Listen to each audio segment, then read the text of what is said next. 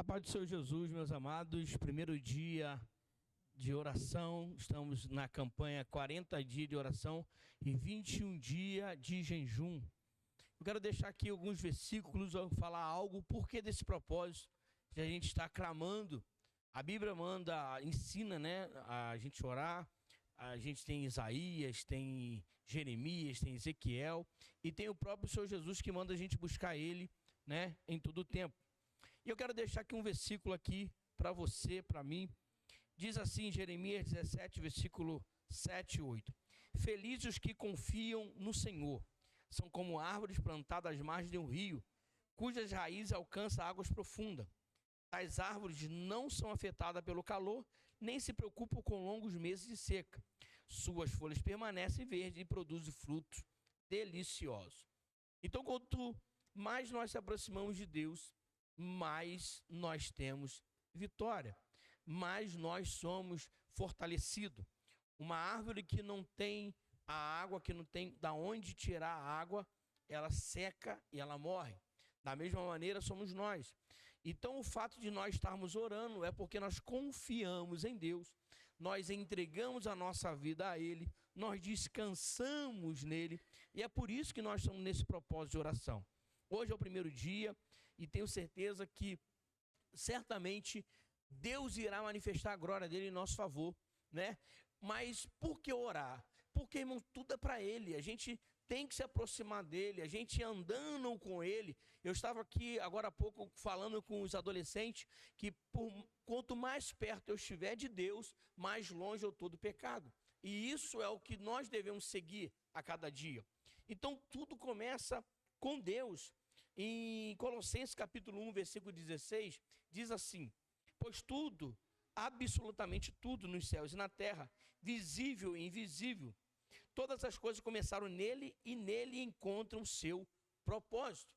O nosso propósito está em Deus e Ele quer nos usar. Ele tem prazer em nos usar.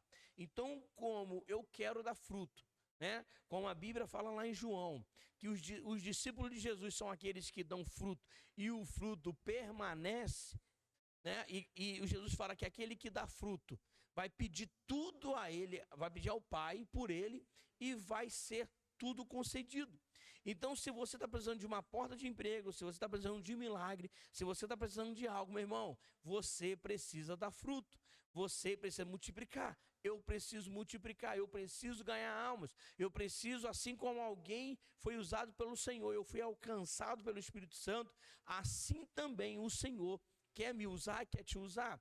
E é por isso que nós estamos aqui clamando, é por isso que nós estamos aqui buscando, é por isso que nós estamos aqui, aleluia, mergulhando. Hoje é só o primeiro dia e eu já sinto a manifestação do poder de Deus. E quero encorajar você a perseverar.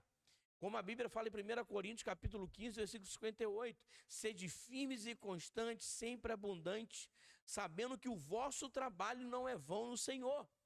Por mais que o homem não reconheça, por mais que as pessoas não entendam, Deus é fiel. E fiel é Ele que prometeu. Então, tudo é para o Senhor. A questão não é você, a questão não sou eu. O propósito de sua vida é muito maior do que a sua realização pessoal, sua paz de espírito ou mesmo sua felicidade. É muito maior que sua família, sua carreira ou mesmo seus mais ambiciosos sonhos e aspirações. Se você quiser saber por que foi colocado neste planeta, deverá começar por Deus. Você nasceu de acordo com os propósitos dele e para cumprir os propósitos dele. Nós fomos criados para um propósito a qual o Senhor já decidiu. Ele já tem lá o prefácio e tem até o ponto final. Basta você se alinhar com ele. Para quê? Para que você entenda qual o teu propósito nessa terra. A procura pelo propósito, sentido da vida, não é isso? Tem intrigado as pessoas por milhares de anos. Isto porque normalmente começamos pelo lado errado. Nós mesmos começamos pelo... fazemos perguntas voltadas para a nossa pessoa. Como? O que eu quero ser? O que eu deveria fazer com a minha vida? Quais são os meus objetivos, minhas ambições e meus sonhos para o futuro? Perguntas que nós fazemos para nós, que o mundo ensina. Aonde você se imagina daqui a 5 anos? O que você quer daqui a 5 anos? Mas concentramos-nos em nós mesmos, jamais desvenderá o propósito da nossa vida. A Bíblia diz: a vida de todas as criaturas está na mão de Deus, e é Ele quem mantém todas as pessoas com vida.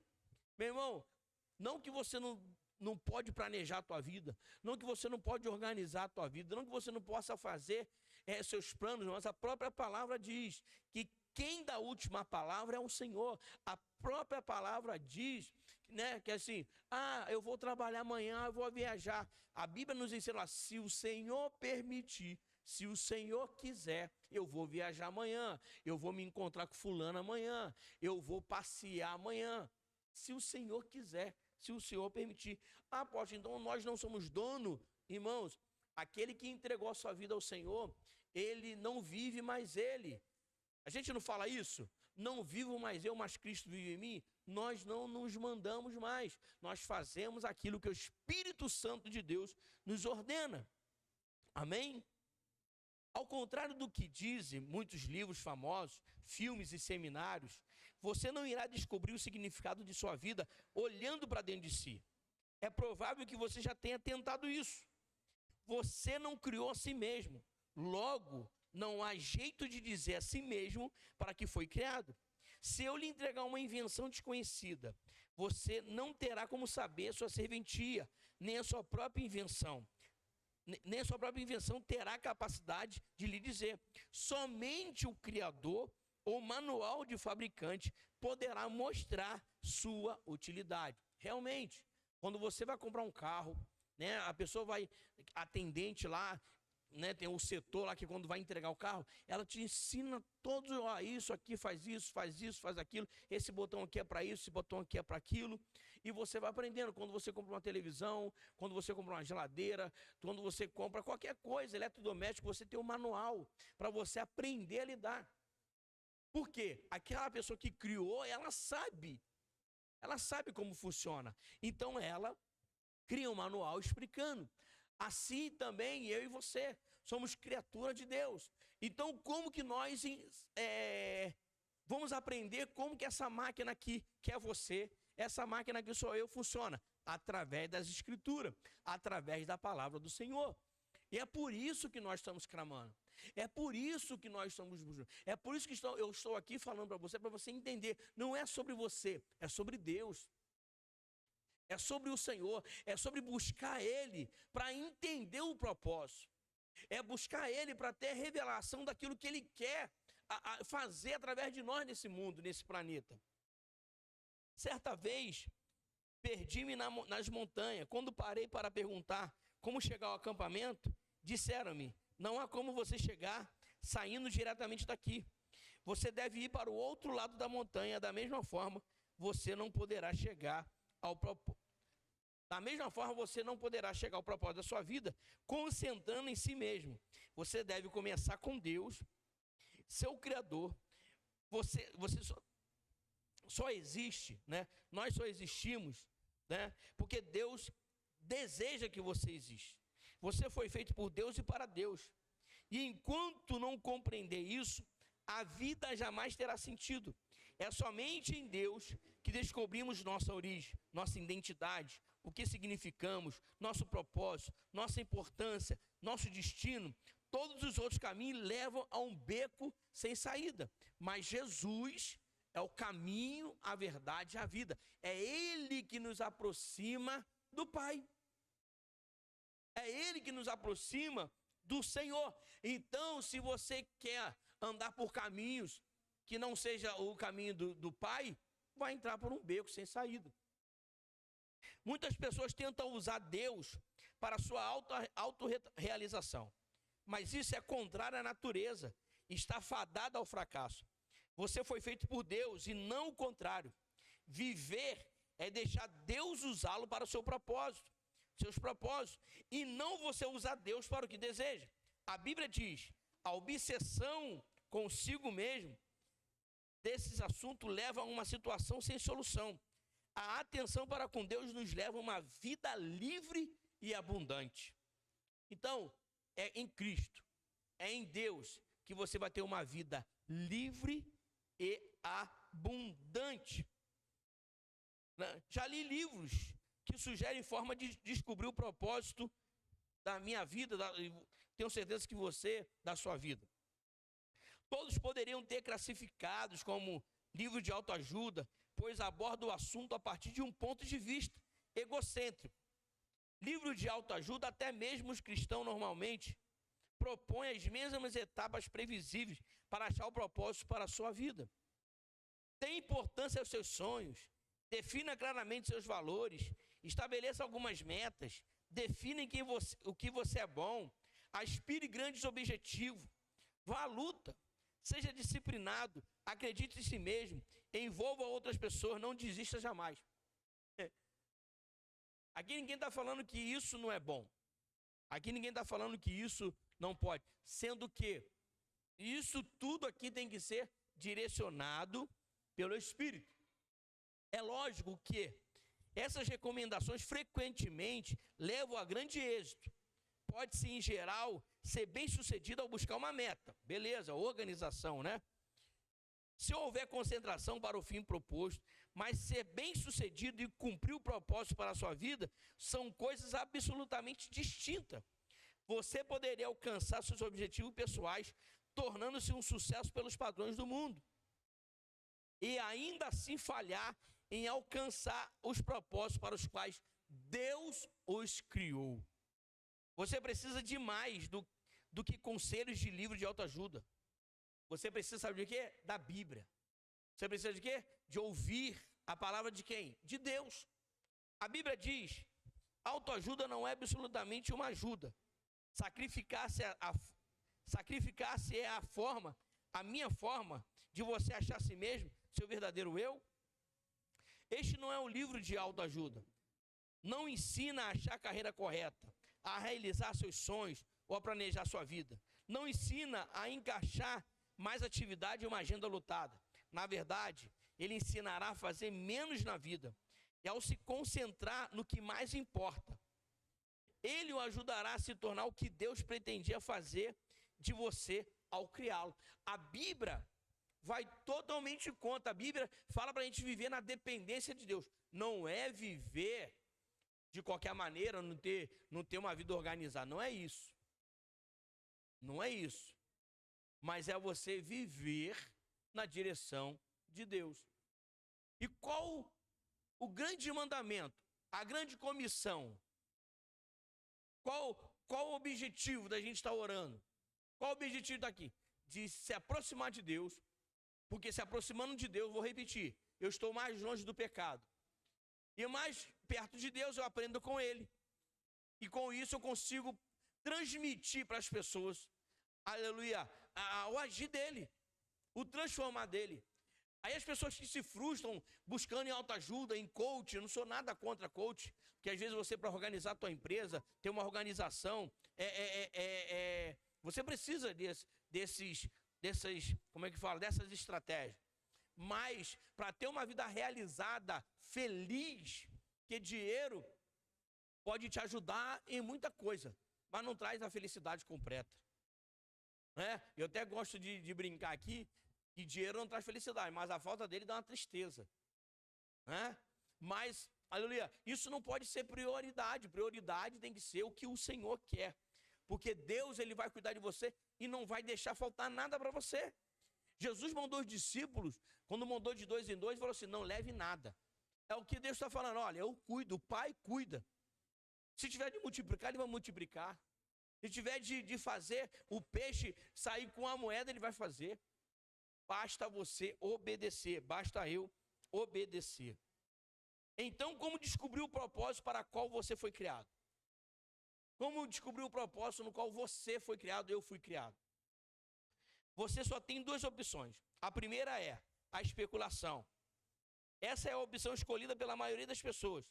Elas conjecturam, supõem, teorizam. Quando as pessoas dizem, eu sempre pensei que a vida fosse, querem dizer, este é o melhor palpite que posso dar. Por milhares de anos, filósofos brilhantes discutiram e ponderaram sobre o significado da vida.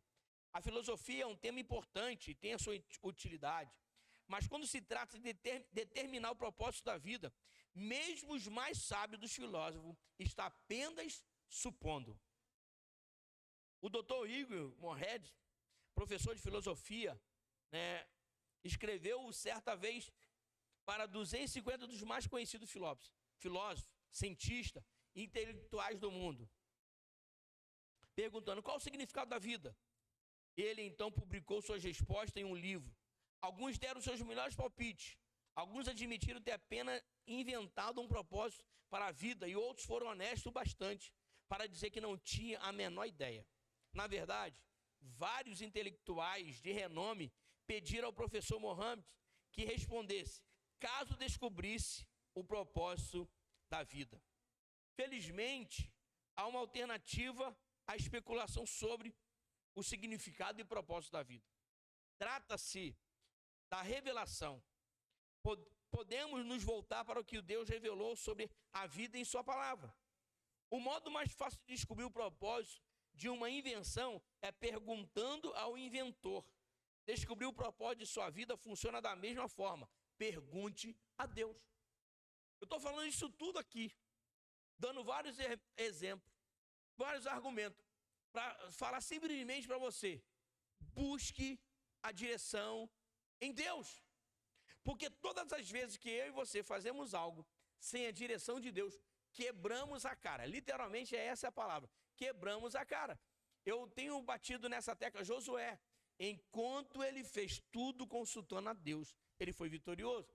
Quando ele foi enfrentar o exército de Ai, não consultou a Deus, quebrou a cara. Quando ele foi dar abrigo aos gibeonitas, sem consultar a Deus, quebrou a cara. Então assim, meu irmão, minha irmã, talvez você está assim, pô, o apóstolo está falando pra caramba. É simples. Nós estamos aqui orando, porque queremos participar, queremos aprender mais de Deus, queremos participar da obra, queremos entender que fazemos parte dessa comissão, que é ganhar almas, que é o ID, que é o ganhar vidas, que é ser igreja na minha casa, ser igreja no meu trabalho, ser igreja em todos os lugares. É simplesmente isso. Descobrir o propósito é o quê? É viver na orientação do Espírito de Deus. Então, meu irmão, em nome de Jesus, viva a tua vida, aleluia, na direção do Pai. Estamos aqui, qual é o propósito? Meu propósito é te agradar. O meu propósito é te servir. A Bíblia fala, buscai primeiro o reino de Deus e a sua justiça, e todas as demais coisas vos serão acrescentadas.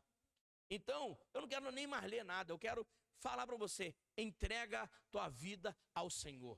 Busque a Ele em todo o tempo. A Bíblia fala, buscai o Senhor enquanto se pode achar, invocai enquanto está perto. Quando assim fazemos, temos vitória. Então, meu irmão, minha irmã, primeiro dia de oração, primeiro dia de jejum. Estamos 40 dias de oração, 21 dias de jejum. Eu convido a você a estar aqui participando conosco. Eu convido a você, aleluia, a abrir mão, a fazer um sacrifício durante esses 40 dias para estar entrando na presença do Senhor. Eu te aguardo amanhã aqui na próxima oração. 6 horas da manhã tem oração, meio-dia tem oração, 11 horas da noite tem oração. 6 horas comigo, meio-dia com a pastora Maria dos Anjos e 11 horas com o pastor Carlos Edson. E eu vou, aleluia, me esforçar para estar todos os dias aqui na igreja e eu quero encorajar você também a ter essa atitude. Deus abençoe você, fique na paz, em nome de Jesus de Nazaré.